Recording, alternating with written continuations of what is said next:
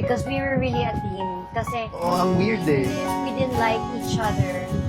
We really loved each other on screen. Alam mo, pag binigyan mo nga kami ng script, titignan na namin, alam na namin mangyayari. Na, I think we're the best.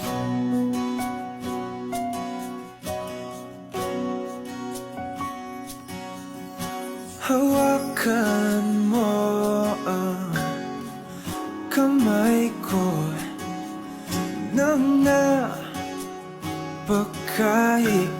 napakaipit.